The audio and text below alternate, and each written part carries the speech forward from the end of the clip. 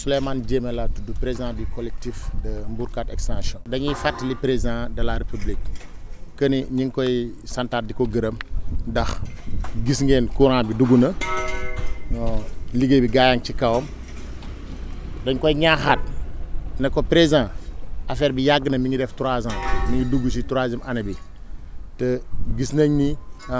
lim ñu waxoon def na ko parce que bool nañoo gouverneur ñi ngi def liggéey bi mais liggéey bi dafa xaw a yéex liggéey bi nga xam ne nit ñi dëkk nañ ba pare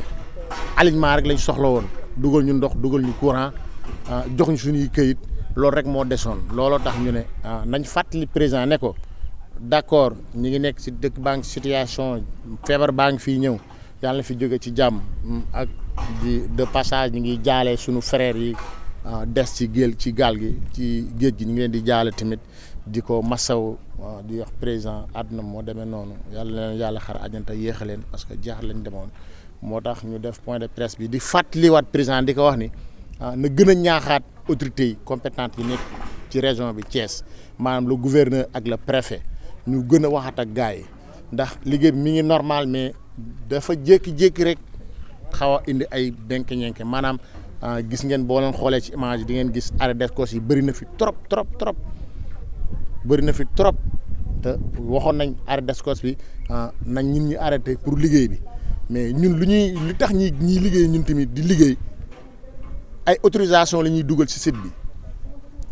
parce que bu ñu demoon léegi dañ leen wan fi nga xam ne am na autorisation de construire te ci biir forêt bi la nekk looloo tax mbooloo bi dafa bëri plus de 2500 lañ looloo tax ñu si bëri buñ gisoo leen boo wax ak ñoom sax am na arrêt am préfet def na arrêt na ñu arrêté ñoom duñ nangoo arrêté parce que dañuy yaakaar ni dafa am leneen lu nekk ci biir fekk ne du loolu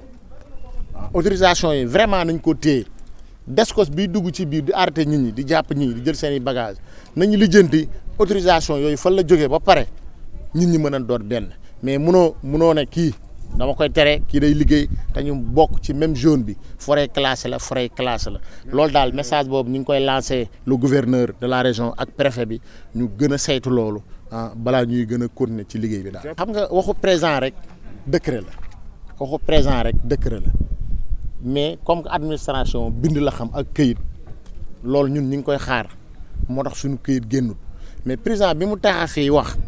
loolu tax affaire bi am mu avancé nii moo tax courant bi dugg nii kon ñun am nañ yaakaar ni président de la république dina ko déclasser loolu ñun am nañ yaakaar bu ñu wóor a wóor ndax moo ko wax mi ngi ci promesse yi mi ngi koy def nànk-nànk parce que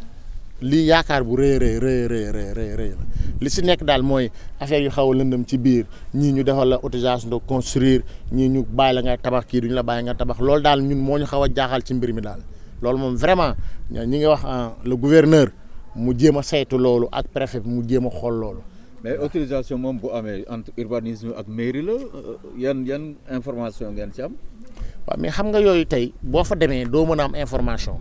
boo fa demee boo waxee gars duñu la jox information leneen lañ lay wax comme que ñun gouverneur lañ mën a wax ak dañuy wax ak gouverneur bu ci amee firnde yu ci lënd mi nga xam ne leeru ko si bu ñëwee dinañ ko yóbbu ba foofu nekk autorisation baa ngi nii nëbbu ko daf ko taf. ci miiram la ko taf ku fa romb di nga ko gis loolu mooy problème bi parce que fii Sénégal ñoom dañ leen teg foofu pour bu ñu ñuy ñëwee ñu leeral leen mais duñ la leeral parce que affaire bi moo xaw a doy waar ñun daal loolu daal mooy suñu njàkkare mooy suñu problème parce que fii président moo ñu ko may yaakaar naa ne duñ ñëw dindi lii di fa tegaat yeneen sénégalais wala yeneen Thiessois te ñun ñuy ay Thiessois di ay sénégalais slogan boobu du ma ko bàyyi di wax un sénégalais un toit loolu la président wax bala muy jël dëkk bi moo tax genn wàll Sénégal yëpp sànni ko seen carte mais dafa ñëw Mbourkat Extension fekk sénégalais yi kenn ku nekk nga am sa kër kon loolu ñun wàññil na ko foofu li ñu bëgg mooy ñu régulariser ñu jox ñu suñuy kayit jàmm na ñooy xoxatal yooyu dafa gën a tar fu mu toll nii dafa gën a tar parce que ñun man yaakaar naa ni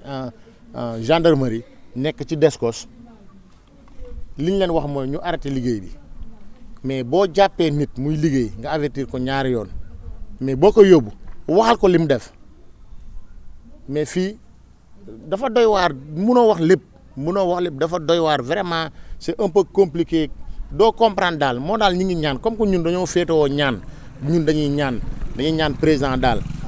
mu wax ak administrateur am yi nekk Thiès maanaam le gouverneur mi ko fi représenté ak préfet bi ñu xool nan lañ offee affaire bi accélérer affaire bi dem parce que lettre yi Babacar Pascal Ndione dencoon ci 3 lam mi ngi génn dugg ci àll bi ci télé laay wax ci rajo laay wax. lettre d'attribution yi Babacar Pascal Ndione ancien receveur des domaines moo taxaw bi ñu gouverneur Amadou Sy woowee nañu dinañ leen régulariser parce que le président moo ko wax former leen commission ñu def commission bi Babacar Pascal Ndione bi mu jëlee dane man receveur des domaines gouverneur boo ma bindee lettre dinaa la jox lettre yi des dañ amputé woon forêt classe mi ak man mais fu mu toll lettre yooyu yëpp gannaaw gi yëpp dugg nañ ci forêt classe bi. moo indi problème yi moo indi tribunal yi moo indi nit ñëw fekk nit tabax mu dem descos woo la ngeen ni sa këyit fekk sa këyit boobu valable dafa nekk ci biir forêt classée ñun daal li ñuy wax daal mooy le gouverneur de la région nañu dimbale ci lettres yi nañu dimbale ci descos bala ñuy téye nit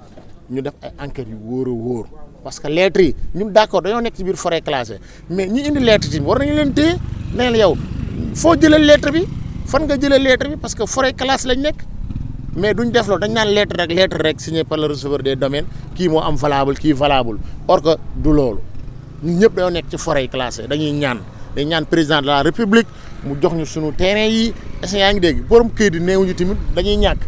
parce que ñun ñëpp ay sénégalais lañ ñun duñu xañ beneen sénégalais mais ñun ñëpp dañoo bëgg a am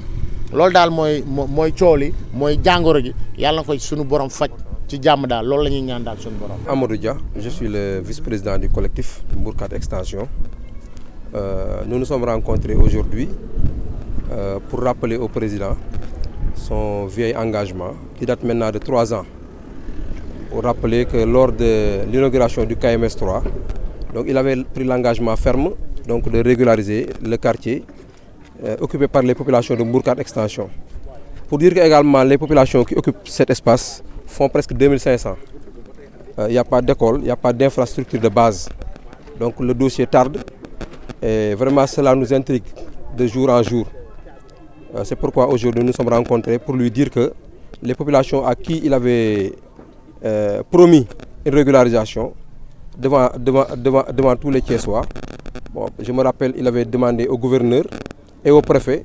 Fodé Fall, en son temps, donc de prendre les dispositions idoines. Ces temps-ci, nous avons entendu des rumeurs de déclassement, mais nous n'avons encore rien vu. Donc c'est pourquoi aujourd'hui nous le rappelons davantage pour lui dire que la situation est urgente. Parce que vous ne pouvez pas, dans un quartier qui loge plus de 2500, qu'il n'y ait pas de minimum d'infrastructure. Donc c'est un quartier qui est dans un paradoxe, comme nous l'avons déjà dit en réunion. Parce que dans une forêt classée, nous remercions davantage le préfet qui a eu à prendre un arrêté pour demander à ce que toutes les constructions, au moins que ceux qui construisent puissent apposer une autorisation devanture pour montrer qu'ils ont des autorisations de construire. Donc je pense que cette mesure concerne toute la ville de Thiès ou bien tout le département. À plus forte raison cette forêt classée. Mais nous avons vu des gens qui disposent d'autorisation de construire dans une forêt classée. Nous avons également vu le commandant de la DESCOS qui convoque certaines personnes donc pour les demander de quitter les lieux ou bien d'arrêter de construire. Donc c'est en étroite collaboration avec le préfet qui avait demandé à ce que les gens arrêtent. Mais je pense que quand il demande à certains d'arrêter, il doit demander à tout le monde d'arrêter. Donc il ne doit pas y avoir de parti pris. Parce que toute la zone occupée est une zone irrégulière. Je ne pense pas que le commandant, ni le procureur, ni le préfet puissent travailler à partir de faux documents. Parce que tous les documents qui sont dans cette zone sont de faux documents. Je rappelle également que ces temps-ci, il y a une profusion de lettres d'attribution qui viennent chaque jour. Le président du collectif l'a rappelé tout à l'heure que l'ancien receveur des domaines avait en réunion dit au gouverneur de lui écrire une lettre et qu'il lui remettrait toutes les lettres qui étaient parvenues vers lui. Bon, nous soupçonnons. Nous n'avons pas dit que, mais ça coïncide vraiment avec Pascal Ndione qui avait dit au gouverneur de lui écrire comme ça le restant des lettres. Parce que c'était des lettres qui n'étaient pas régulières du tout. Qui n'étaient pas régulières. Donc de transmettre le restant des lettres. Mais aujourd'hui, on a vu que les lettres là viennent chaque jour. Et c'est ces lettres-là qui créent des problèmes. Parce que quelqu'un qui a une lettre d'attribution qui ne parvient pas à voir son terrain, qui aille voir un agent plus ou moins assermenté qui vient lui dire que voilà ton terrain. Maintenant, il crée maintenant un conflit entre les deux personnes. Celui qui occupe un terrain, qui a construit, et celui qui a une lettre d'attribution qui ne parvient pas à avoir son terrain. Donc ça crée des problèmes et les gens vont au tribunal, toujours c'est des déferments. Donc ça, c'est pourquoi nous rappelons encore, pour montrer que, parce que cette situation-là, si elle perdure, ce qui se passe à Dakar peut se passer là. Il y a des démolitions, ce qui se passe à Saint-Louis, pour les démolitions, ça peut se passer là. Donc la situation peut évoluer très rapidement. Donc c'est pourquoi nous demandons encore au président de la République pour lui dire que la situation est urgente. Donc d'où la nécessité vraiment d'aller vers un déclassement et de mettre vraiment le quartier là, le problème, une bonne fois pour toutes, que ça termine. Parce que vraiment ça a duré. Depuis 2000 ou bien depuis 99, les gens sont là. Soit c'est des déflatés de l'usine NSTS, soit c'est des anciens cultivateurs qui étaient là. Le quartier a commencé à grandir, vraiment ça suscite de l'engouement, les gens viennent. Ça va créer tôt ou tard des conflits. C'est pourquoi nous demandons au président solennellement vraiment de mettre fin, parce que c'est lui seul. Parce que nous avons dit,